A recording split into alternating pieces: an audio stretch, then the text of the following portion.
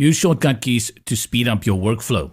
Access the shortcut key menu at the bottom left-hand corner from the sidebar where the More icon is.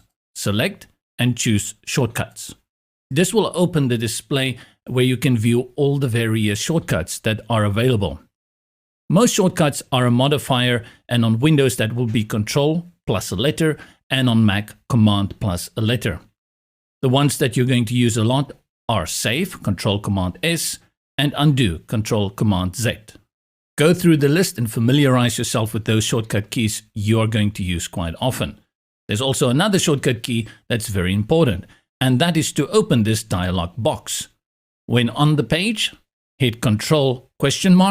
Or Command ? To open the shortcut keys dialog box.